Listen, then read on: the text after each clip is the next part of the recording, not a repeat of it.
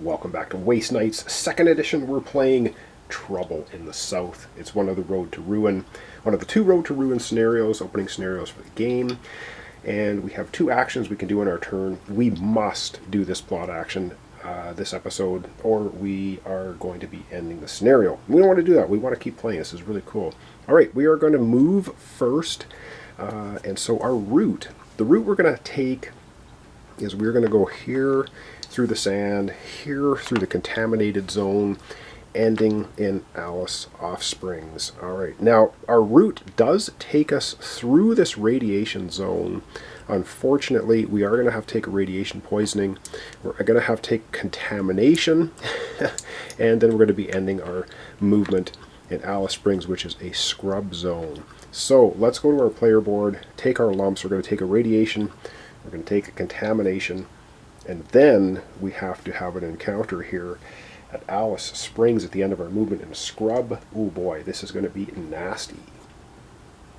Alright, so we have moved, and we did move through our route took us through a radiation zone. We have our first radiation poisoning, but it doesn't have any immediate effect on us. Radiation poisoning, of course, will add up over time. If we get another radiation poisoning, we're going to lose a die on all of our tests and attacks, which is not good. And if we get a third one, we cannot heal. We also went through a zone that gave us a contamination.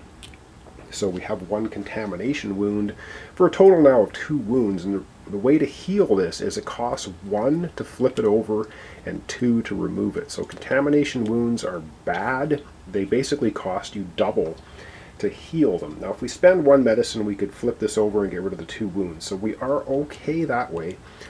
However, now we have to have an encounter in that scrub zone. Let's hope it's not another tank or gun tower or something. Let's go over to the board, see what happens. Alright, so we're going to be pulling the top card off of the lovely Scrub Mountain deck, and oh wow, okay, it's a threat 1. Oh darn it, so we have to pull a threat token. We're going to test aid. Oh cool, so this is a test this time. If you discard a gas can, you obtain 1 additional damage in this test. Burn it down. Okay, let's take a closer look at this. So we had to go through some voracious jungle, I guess, to get into Alice Offsprings. So let's check it out. Alright, so we're ending up with our first test of the game. So it basically says threat 1. So yes, we do have to reach into the lovely Waste Nights threat token bag. Then we're going to pull out a token here. And let's see what we get. So if we fight enemies, it's the red side. If we just do a test, it's the yellow side. So our vehicle has to take 2 damage. So whatever we were doing through the jungle here really beat the snot out of our off-road vehicle, our Jeep. Then we need test aid. We need to get 2. We have a pass, which means we get 2 experience. Fail, we keep this card. Place a number of tokens to be missing. Whenever you would heal, discard 1 token from this card instead. Discard this card when it has no tokens left on it. When you become unconscious. And I don't know what this burn it down. If you have 1 gas, you obtain 1 additional. Oh, okay. If you discard a gas, you can obtain 1 additional hit in this test. I don't think we want to burn our final gas tank on this one. Alright, let's take a look at our card. We have to put 2 damage on our vehicle. Then we're going to roll up some dice and see what our aid ability is. Okay, so we take 2 damage on our vehicle for that little trip. We can take a total of 5, so our Jeep is not destroyed or wrecked yet. We still have 3 chassis points left. However, it took quite a beating. And now if we look at our aid, we're rolling 1 white and 1 green. We need 2 successes. So let's go back to the table and roll up the dice and see if we can succeed. Alright, we're rolling 1 white, 1 green, and we need 2 successes. Let's see if we can do it. And we get 3 successes. Yes, we actually succeed at this test. And so we don't do the fail option. We do the succeed. And it says here, if we pass, we get 2 experience. fail as all the rest of this, which we don't need to do. So we passed the test. So we basically just beat up our Jeep quite heavily, getting through this voracious jungle. And we get 2 experience. All right, let's give ourselves 2 experience for taking that challenge on. All right, so we got our first 2 experience. Of course, we started at 0. We got 1, 2. We're not enough to level up yet, but we're getting there. 1 more experience, we can level up our character. All right, back to the board. We are, I think, going to do the plot action next. We have to. We don't have an option with that. Let's go back to the board and see what happens. All right, it is time for doing the plot action. So we are going to take number 2. We're at Alice Springs. We are going to put that on our player board. We're trying to collect as many as we can. Before getting into the details of 2, let's go ahead and move the time marker up 2, because that's what we do every time we do a plot action. And we desperately need to move this up. So we move it up 2 to 3. It buys us more time for the scenario.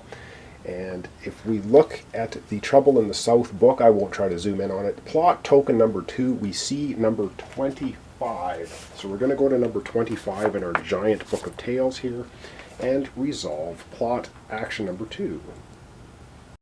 Alright, so we are going to do number 25 in the book, and it says, you spend some time in Alice Springs trying to understand the moods of the inhabitants of this pirate city.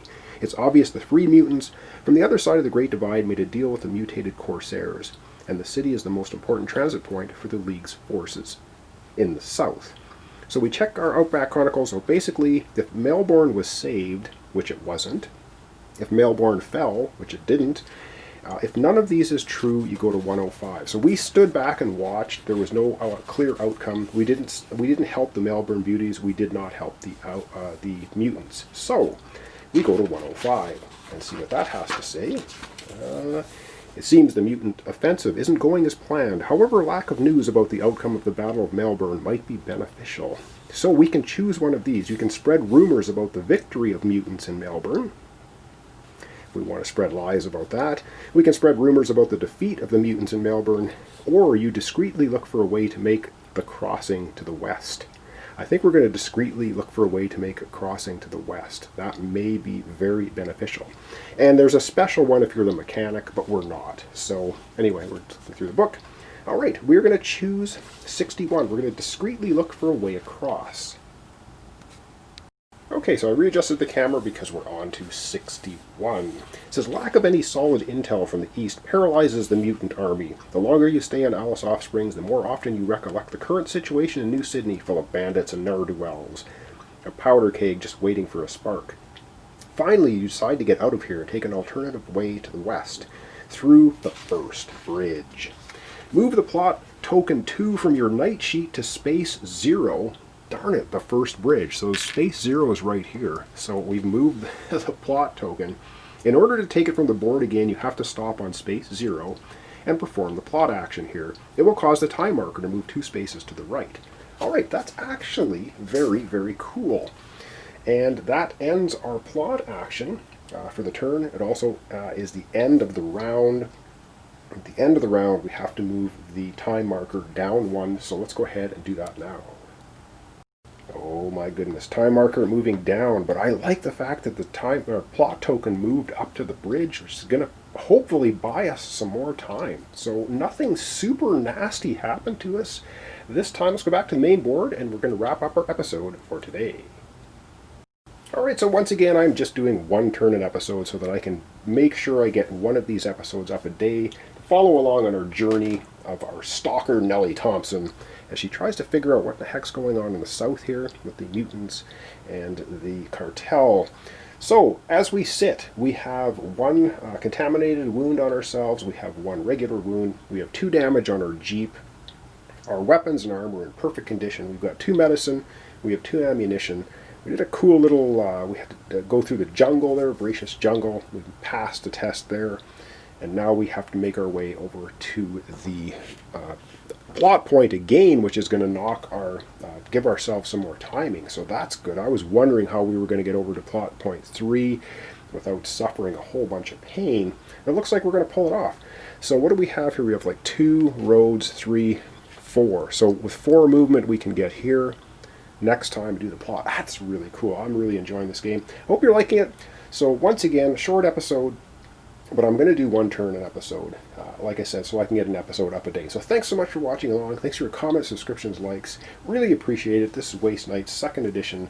We're doing Road to Ruin, and we're doing Trouble in the South. And I've got to say, I'm really enjoying this. So thanks so much, and we'll see you in the next episode.